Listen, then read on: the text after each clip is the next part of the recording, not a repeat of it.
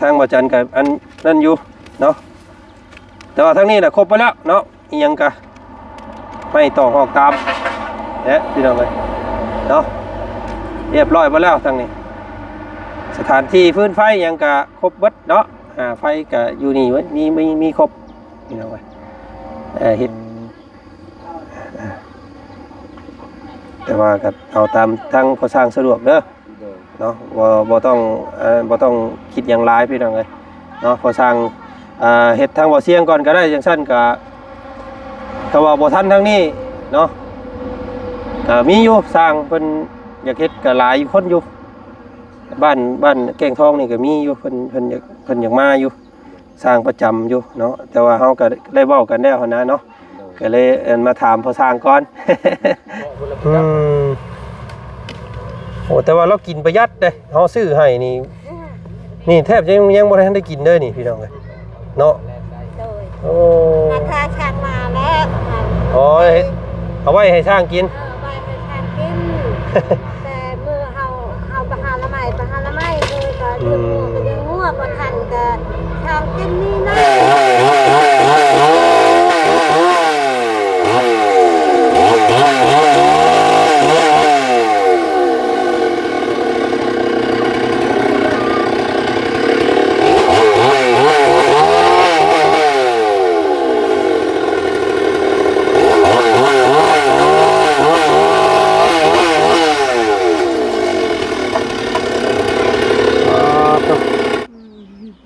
เป็นนี่ใดสีหน้าคือ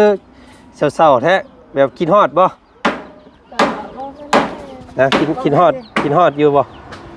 กินฮอดเฮือนบ่กินฮอดอยู่ใจหายบ่มั่างเฮือนแบบนี้ใจหายบ่ตกใจแหละตกใจเนาะ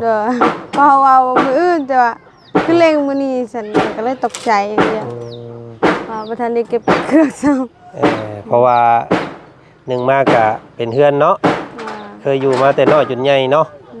มือหนึ่งเขามามั่างเพิ่นใจหายได้เนาะ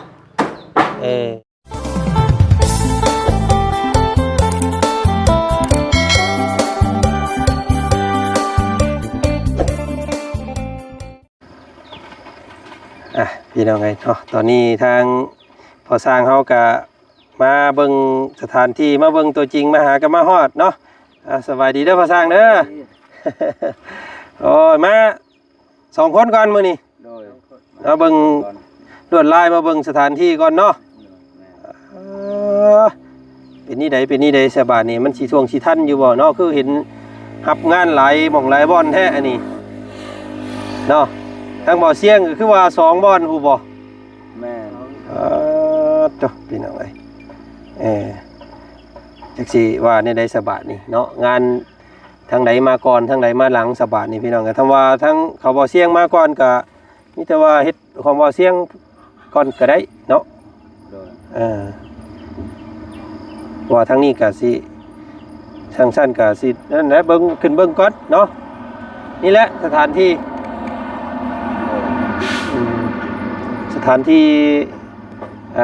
หม่องบอนนี่แหละพี่น้องเอ้ยเนาะนัดทางพอสร้างเพิ่นมาเบิ่งแล้วก็มาล้มกันเรื่องความสะดวกเนาะทางพอสร้างสิว่าในได้สัตว์มื้อนี้พี่น้องเอ้ยเนาะเห็นป้าลุงเพิ่นถามมาหลายเนาะโอ้ยพอสร้างเฮางานหลายแล้วรอบนี้ว่าซั่นพี่น้องเอ้ยเนาะสิไปทางใดก่อนว่าซั่นพี่ ขึ้นมาเบิ่งก่อนก็ได้พอสร้างป่ะเนาะเฮ็ดบ่เฮ็ดก็ยังว่ากันพี่น้องเอ้ยเนาะทางบ่จันกับอันนั่นอยู่เนาะแต่ว่าทางนี้น่ะครบไปแล้วเนาะอีหยังกะไม่ต้องออกตามพี่น้องเอ้ยเนาะ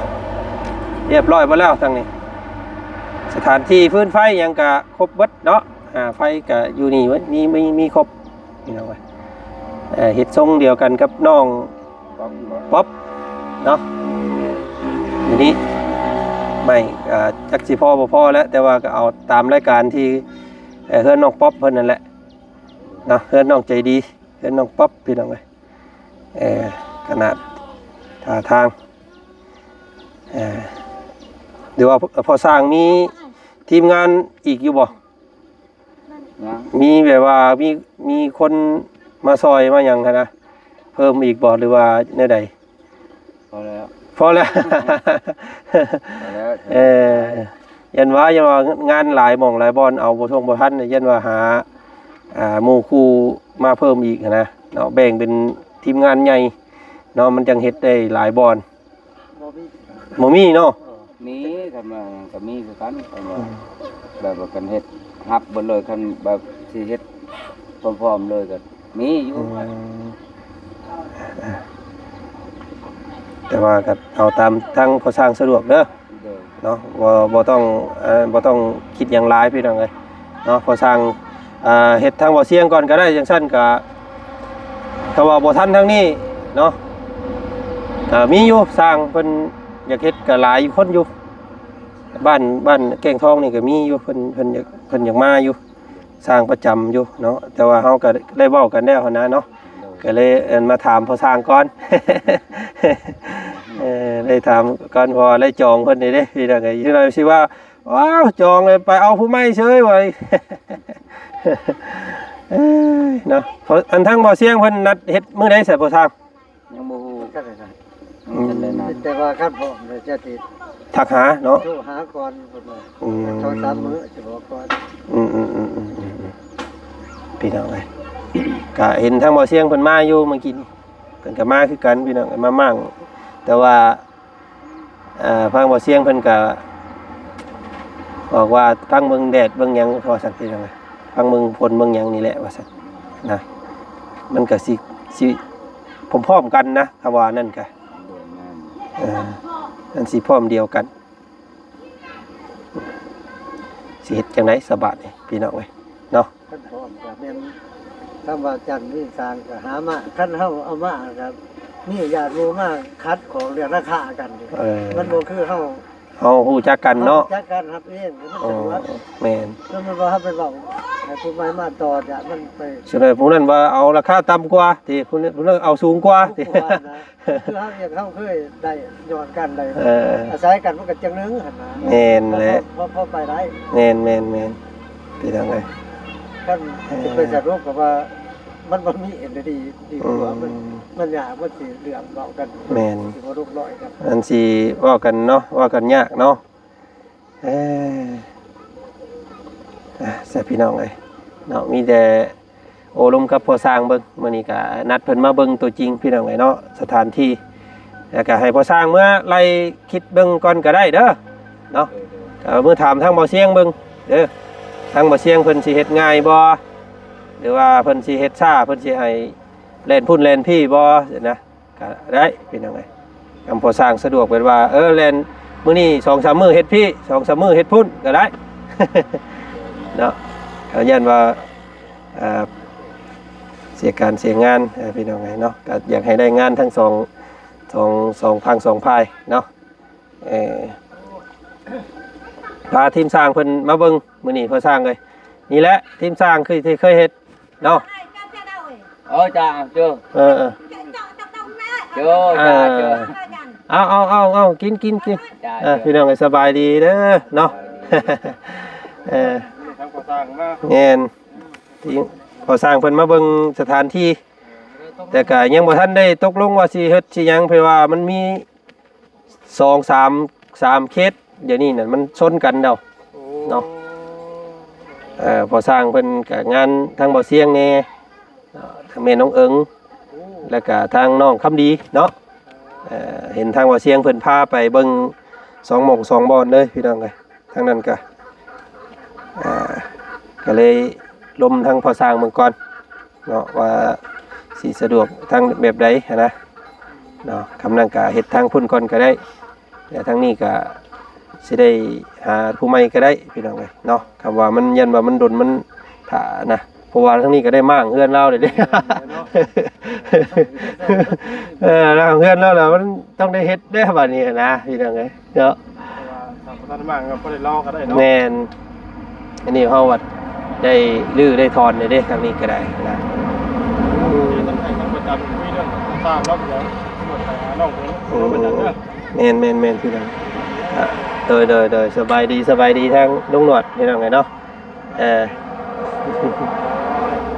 มีหลายอยู่ทีมงานที่เคยร่วมซุ่มเฮากับอยู่บ้านแก้งทองนี่ก็มี แกงทองในนี่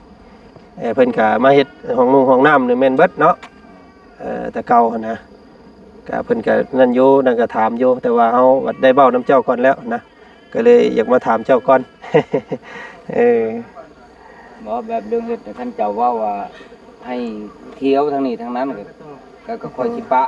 คนกบไม้อยู่ทางนี้บางทีก็ตังทางนั้น แปลว่าเฮ็ดทางนั้นทางนี้ให้มันอันนั้นเนาะ โดยมีอยู่รอกกรรมกร เวลาขั้นตอนสำคัญเนี่ยเจ้าอย่างมาพี่เนาะ โดยแม่นกบแล้วกับเอาไปแทกเขาบาปคิ้วแบบประกอบมากคอยประกอบน้ำนั่นนะ นั่นแหละพี่น้องเอ้ยเนาะเพราะว่าทาง FC หลายคู่หลายคนเพิ่นก็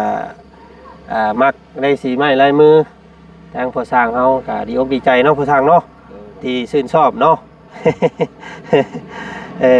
ก็ว่าเอาลองเมื่อคิดเบิ่งก่อนก็ได้แต่ผู้สร้างเด้อลองลมเบิ่งทางบ่เสียงแน่ลมทั้ง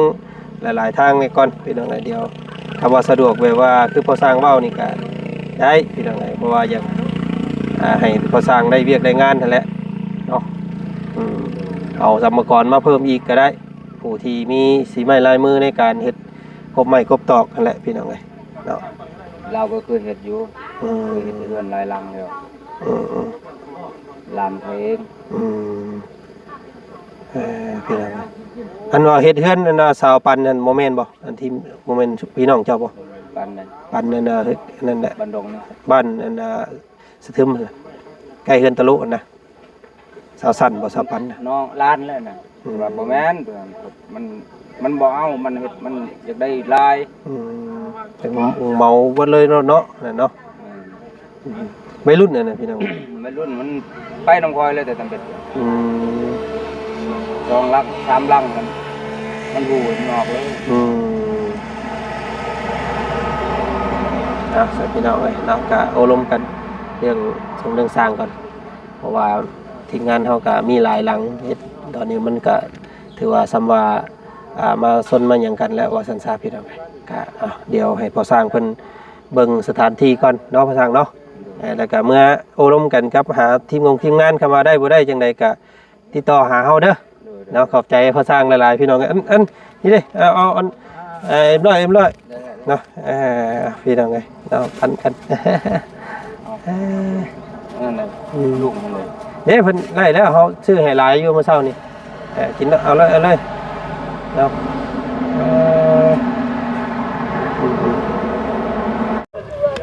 เนาะก็โอลมกันนิดนึงเมื่อกี้นี่เพราะว่าพอสร้างเพิ่นงานหลายว่าซั่นช่วงนี้เนาะทางบ่เสียงเพิ่นก็จองอยู่แต่ว่าก็สิเอาเพิ่นนั่นแหละเนาะพอสร้างเพิ่นว่าสิเล่นพุ่นเล่นพี่เอาว่าซั่นพี่น้องเพราะว่ามันได้กระเทินได้เว้ากันนี่เด้เนาะสิเอาผู้ใหม่ก็คือว่าโพดพี่น้องเนาะเสบียงอาหารเนาะก็บ่แม่นน้อยอันนี้เนาะโอ้แต่ว่าเรากินประหยัดเด้เฮาซื้อให้นี่แทบยังบ่ทันได้กินเด้อนี่พี่น้องเอ้ยเนาะโอ้ราคาช่างมาแล้ว อ๋อเอาไว้ให้ช่างกินไว้ให้ช่างกินแต่มือเฮาไปหาละไม้คือก็ดึงงัวก็ทันก็ช่างกินนี่นะเอาพี่น้องเอ้ยเนาะเป็นคนที่ถนอมอาหารถือว่าประหยัดว่าซั่นซะเนาะยังง่ายยังช่างกินเลยเอาขึ้นเบิ่งทางนี้ก่อนบาดที่นี่พี่น้องเอ้ยเนาะทางพอสร้างเพิ่นก็ให้เพิ่นคิดไถ่ตองอีกนิดนึงแต่ว่าก็สิเอาเพิ่นเลยแหละพี่น้องเอ้ยเนาะต่ออีพีนี้ก็ถือว่าเป็นไม้เลี้ยงลำเนาะเฮือนเจ้าเนาะเอาเป็นไม้ยังอันนี้ไม้วิกบ่โอ้ไม่ขอผมอยู่พอโอ้มันก็ว่าแล้วเนาะแต่ว่ามันก็ยังแข็งอยู่เนาะโอ้10 ปีเลยก็ยังแข็งอยู่เลยแต่ว่ามันบ่ถึงน้ำฝนเนาะมันเหนียวเลยถ้ามันถึงฝนนี่ดอกไว้แอบเด้อน้องเด้อทางนั้นเด้อมันสัตว์ลงฝนเด้เอาโอ้งามอยู่คักอยู่ พอได้นอนก่อนเนี่ยนะเนาะปุ๊บโอ้ ไม่ใช่เลยเป็นตะปะคือหลังไตมันไอ้มันเป็น อันนี้ปลดออกเด้อสายไฟออกไปเฮือนนะน้องทิ้งเพิ่นนี่เนาะปลดไว้ก่อนนี่อันนี้บ่ปึ๊บแป้นใช่ใครดีใหม่ ปึ๊บปึ๊บ ว่างเสียว่างเลย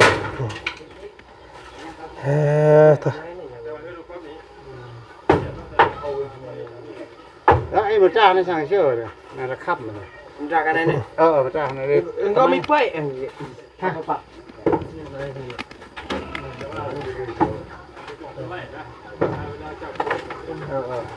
ระวังđấy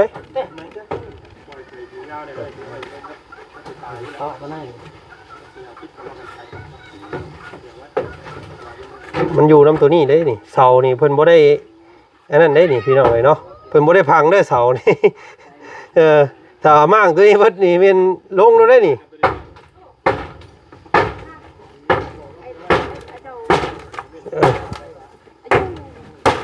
ปึ๊บปึ๊บ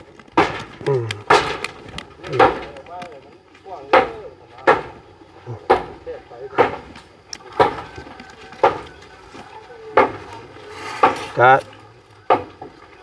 เพื่อสิให้เพิ่นตัดต้นไม้นี่แหละพี่น้องเนาะพอสร้างกะคำว่าลงมือคำว่าตกลงเฮ็ดกะแม่นมากบไม้ท่าเนาะมากบแถวนี้แหละนี่อยู่แถวห่มนี่ก็ได้นี่พี่น้องเอ้ยแถวห่มเนาะแม่นเอาผ้าบัดกั้งขึ้นแล้วก็กบแถวนี้ท่าเนาะดึงเพราะว่าเฮือนเรานี่สิเอาเราสินอนหม่องนี้ มันสิบ่จ้อโพดบ่พอนอนอยู่นี่ได้อยู่บ่มันยันว่ามันบัดสีย่อเฮือนย่อหยังนะยันมันยากนะแล้วก็นี่ต้นไม้นี่ก็ยันมันหักทับอีกนี่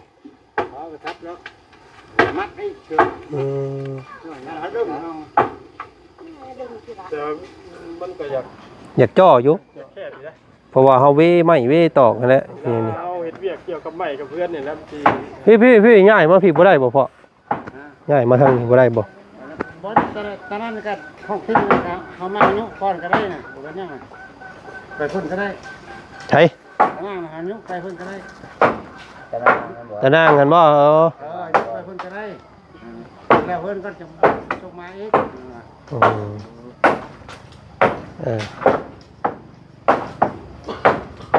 เอาสั่นพี่น้องเวลาตั้งไม้เนี่ยเพราะว่าเวลาเพิ่นกลางไม้นี่เพิ่นสิกลางอยู่วงพุ่นเด้กลางตัดมาเลยมาตอนตัดเนาะพอสร้างโดยเอาสับพี่น้องเลยเนาะขอบใจหลายๆเนาะสรุปแล้วเฮ็ดเนาะโอเคไม่เฮ็ดกระติบเขาคักไม่บ้านเขาอื่นไม่ยังพออย่างไม่เหี้ยกันเนาะแต่คอยเอาไม้พุกไม้อันนี้มันรับใหญ่ตัวมันพุกรับทำแขนทำแบบ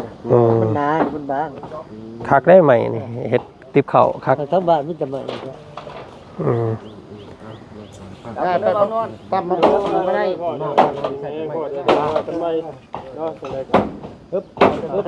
แสลงคนดีโน่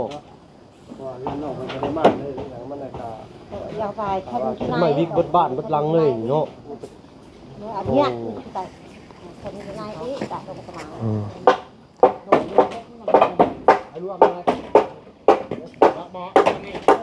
ตอนนี้วิ่งตรงนี้ลังด้านแรกเอาไหม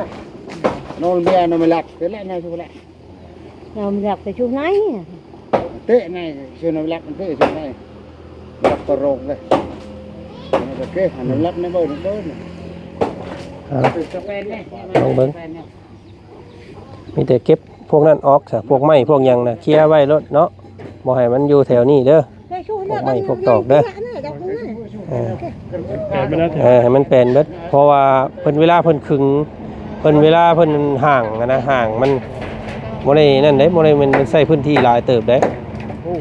เนาะถ้าบ่ได้กองไม้อยู่นี่ใครอยู่แต่เฮาห่างมงนี้ใครอยู่อันนี้บัดกองไม้อยู่นี้บาด มีแต่ ตีเพื่อนเจ้านี่ก็จิบให้ออกห่างๆก็ได้แต่พูดเลยมองใดมองหนึ่งก็ได้ มีแต่คำว่ามือเพิ่นมากบไม้แหละให้เพิ่นกบเลยให้เพิ่นออกไปมุงอื่นก่อน ง่ายออกเนาะ กบเลยให้เพิ่นเอาไปไว้พุ่น มาหาพี่เนาะ แม่นมาห่างอยู่นี้คำว่ากบแล้วไว้นี่น่ะห่างบ่ได้มันเต็มพื้นที่มันนะ บ่ได้เลยเนาะ ต้องได้คำว่ากบเลยต้องให้เพิ่นเอาไว้พุ่นเนาะ พี่มัน ต้องอันน่ะแบกมากบพี่มาเฮ็ดห่างกบไม้อยู่พี่มันจังสิได้ปลาไม้ไว้พี่เลย เวลาอยู่ขึ้นมันจะมีพื้นที่ พื้นที่มันหอมเลย กินนี่ก็สิได้ แล้วก็อันนั้นก็ยังว่ากันพี่ดังไงเนาะค่อยเก็บไปค่อยเฮ็ดอันนั้นก็มีแต่ฮ้อนต้องเทื่อหน่อยเอาให้มันสั่นก่อนจังวักลงเอาวักไปที่เลยมันบ่วิดสายไฟมันของสายไฟโอ้ยากเลยเฮ็ดทำลายของดวงนี่โทษนักเลยเนาะเพิ่นเอาไหมเด้มีแต่บักให้มันต่ำๆลงแล้วจังตัดเงามันบัดไอ้น้องทิ้งเพิ่นขึ้น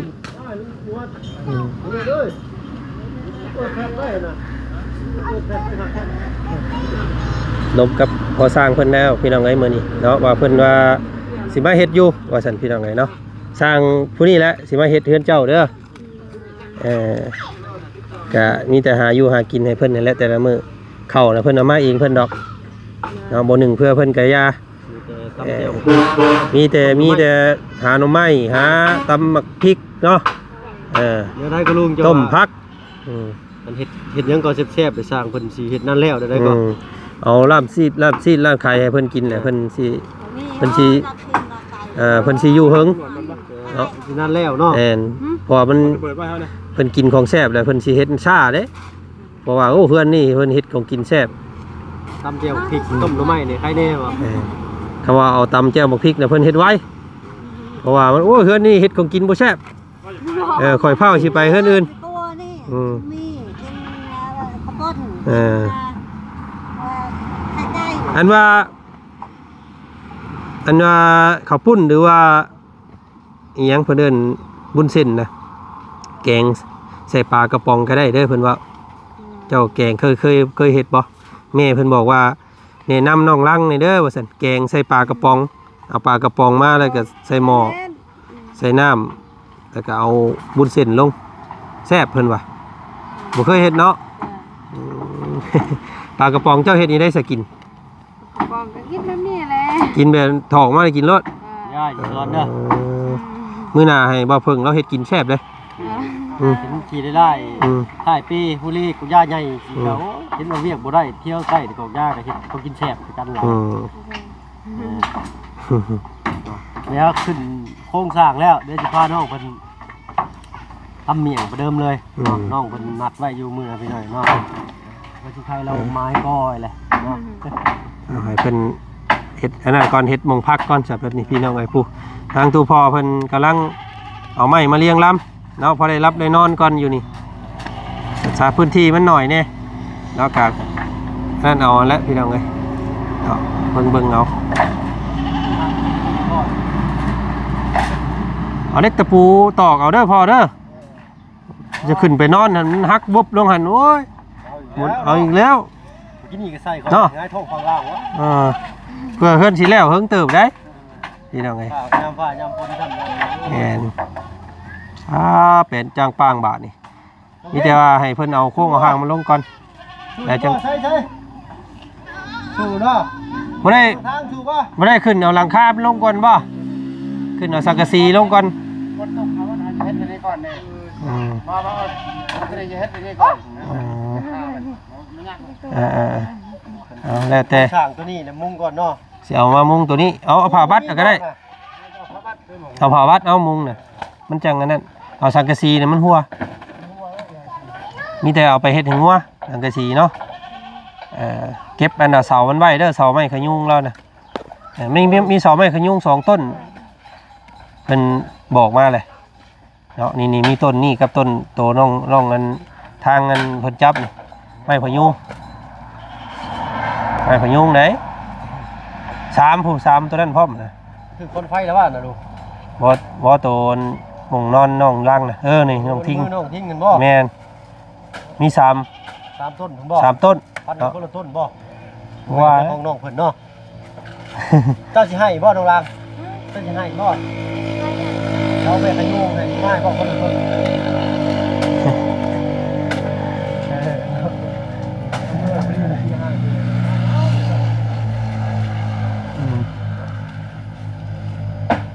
แนวมัดแนวจองไว้เจือเด้อมันดืนออกไปพุ่นเลย ผู้รักกันเรียนก่อน วางได้เด็กตะปูลายซ้ำหันท่าเห็ดน้ ว่าชุดทองว่ะ ำฮะ ยังชุดทองว่าอ๋อเป็นแล้วเลี้ยงงัว งัวยังบ่ทันออกอยู่มื้อนี้ โดย เฮ็ดดีได้ชาวบ้านนี่งัวก็สิงัวมันจอยเบ่แล้วบาดนี่น้องล่างเนาะ ไม่บังคือบังงัดไม่ ให้ไผไปเลี้ยงงัวมื้อนี้ให้แม่เด้อ คนไว้ก่อน ฮะให้เจ้าบ่ คนเกิดละเดี๋ยวยังไม่นึ่งนะ อืม บ่มีไฟถ่ายคลิปเด้ใส่คลิปไปนะ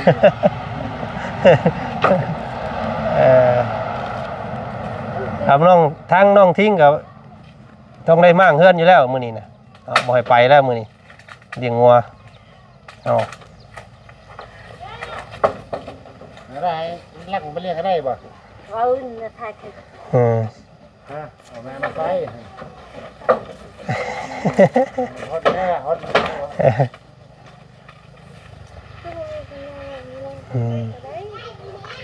หญ้าแท้นี่มันบ่กินบ่น้องลาง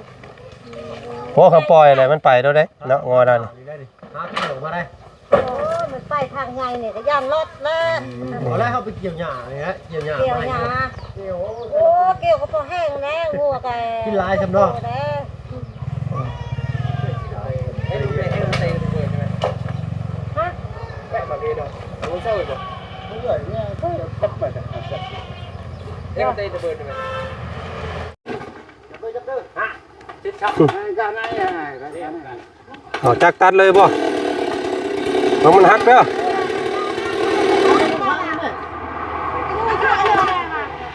เขาจะอะไรก็อย่างไรนี่ก็ไปไล่อะไรเนี่ย แล้ว ไม่ได้เพราะว่าอันนี้อัน มันเป็นห่วงหมอหรือไม่แล้วอยู่ ทางคนทางมันใหม่เรามันลวก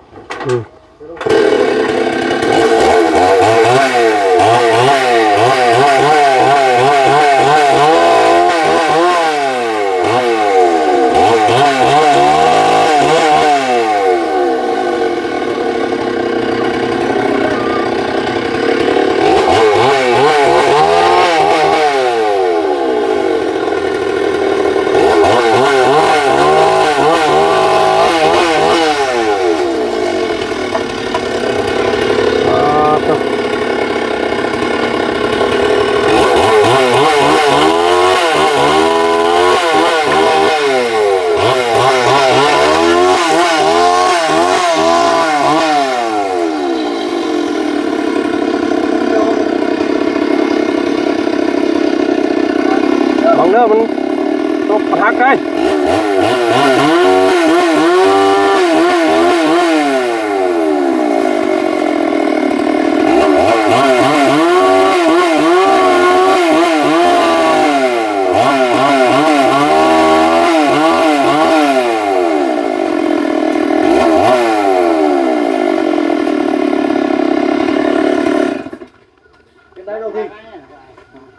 ได้ป่ะอย่ามันหักเนาะโอ้ยมันหมูมีไม้ยึดใบหันมันลงก่อนได้ ทางยากไหมมันเห็นมันเหนียว โอ้ย10 ปีเลยได้เราบอกให้พี่น้องไงเพื่อนหลังนี้ยังมันเชย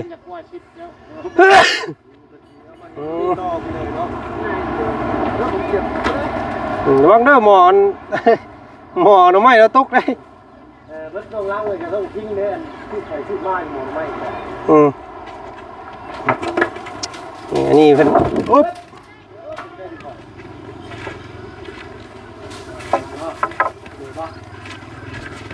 ต้องตะเหยียบตึกตะปูเด้อปูลายใช่ไหมต้องพักเลยเอาดื้อน้ำเห็ดเฮือนน้ำมือนี่พี่น้องไงเพราะว่าย่านหมูมีหมูนอน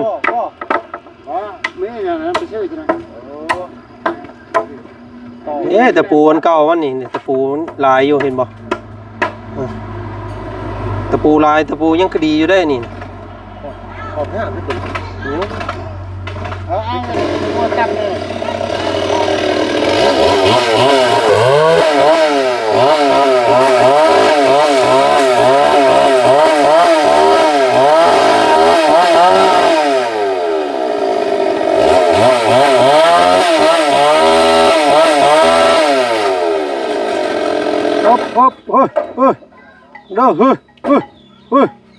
เด้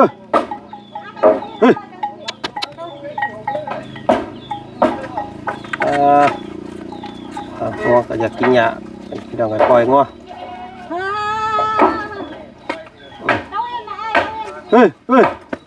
ไปสน้อยจังมาเด้อเดี๋ยวสิเฮ็ดคอกให้ได้นอนสบายแล้วบัดนี้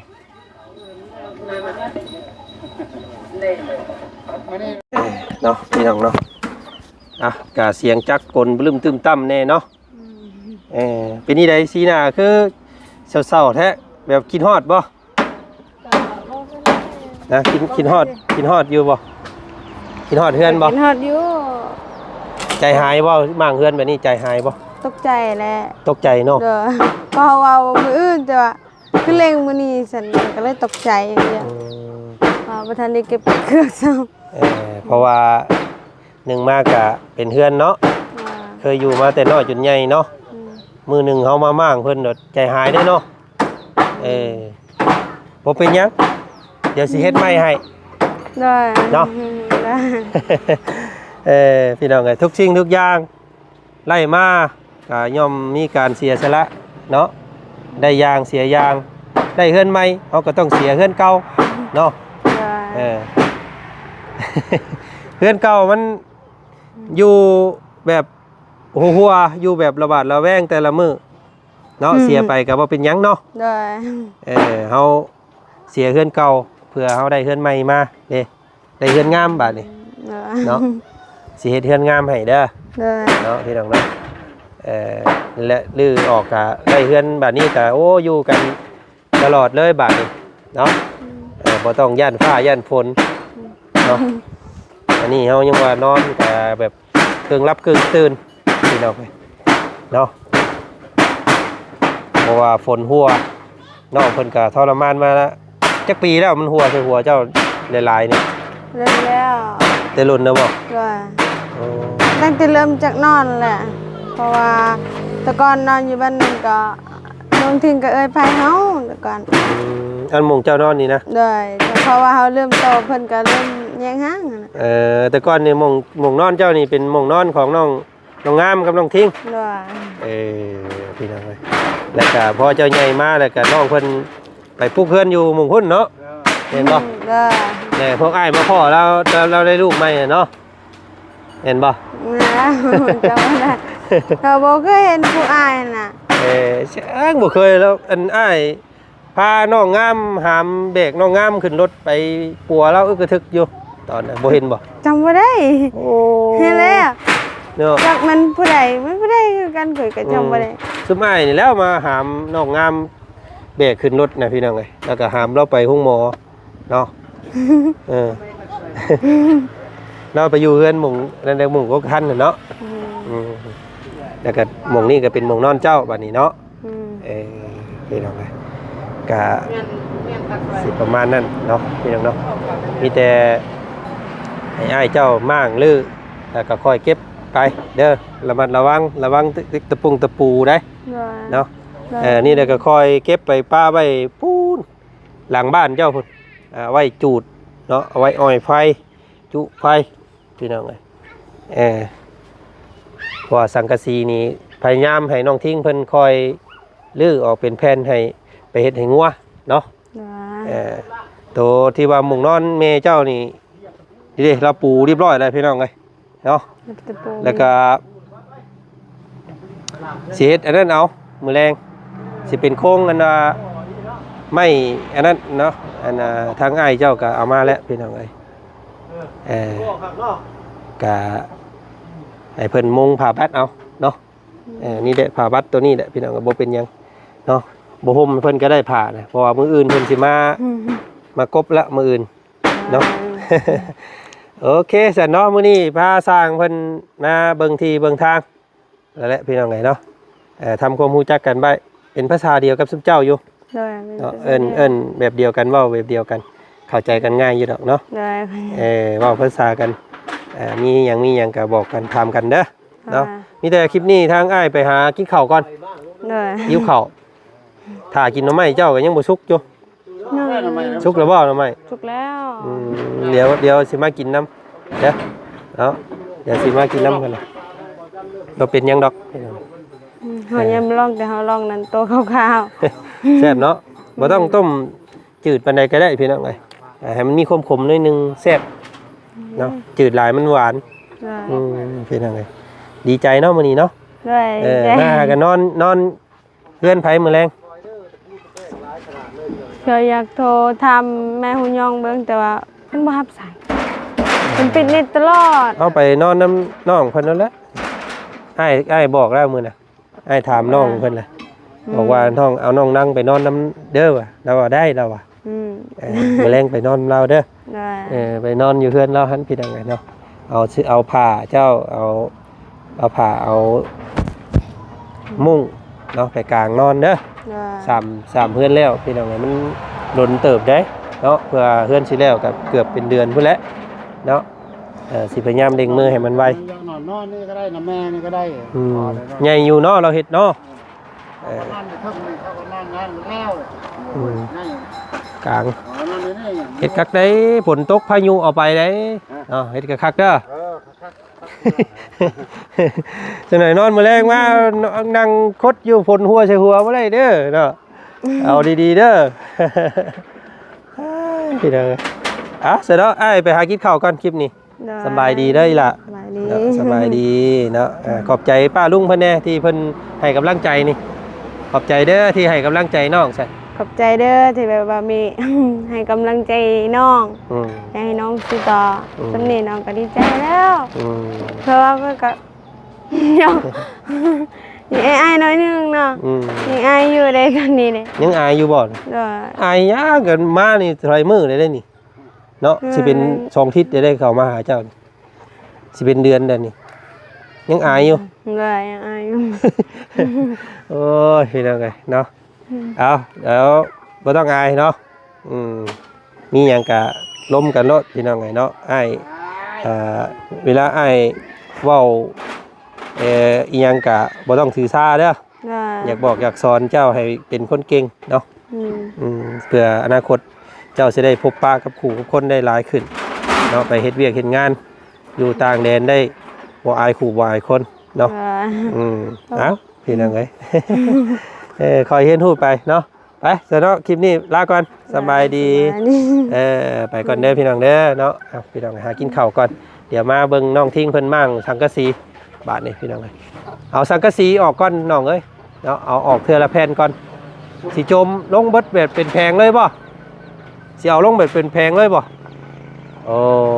คือบ่ดื้อเป็นนั่นออก เฮ้ยตะลันด้วยบ่ะ อย่ามันฮักบ่ ตะลันด้วยอันนี้เลยแต่ เจ้าสิมากต้องเป็นแพงเลยโจมลงโจมเอาไปมุ้งให้งัวเป็นแพงเลยเอาโอเคตามแต่เจ้าพี่น้องเลยเนาะเอาที่ว่าบ่ให้มันมุนเด้อให้งัวได้นอนเด้อเอาไหมเห็ดเราเอาเนี่ย โอ้ยไหมสิ โอเคพี่น้องเลยเนาะไปแล้วไปพี่น้องเลยพาสร้างเพิ่นมาเบิ่งสถานที่ก็ได้ตกลงกันแล้วว่าจะเอาเพิ่นเนี่ยนะพี่น้องเลยก็เลยทักถามเพิ่นก่อนนะพอสร้างเพิ่นก็สิเล่นทั้ง2 พัง 2 พายว่าซั่นเนาะสิไปทั้งบ้านว่าเสียงแน่เนาะแล้วก็สิมาทั้งที่แน่ก็ติดตามแล้วกันพี่น้องเลยเนาะเบิ่งส้มกัน มีหยังแนะนำกันได้เด้อพี่น้องเด้อเนาะเดี๋ยวบ่จันเข้ามาเบิ่งเพิ่นเฮ็ดที่รับที่นอนอีกรอบหน้าคลิปนี้ไปก่อนพี่น้องสบายดีเด้อเบิดสุขสุขคนพี่น้องเอ้ยเนาะไป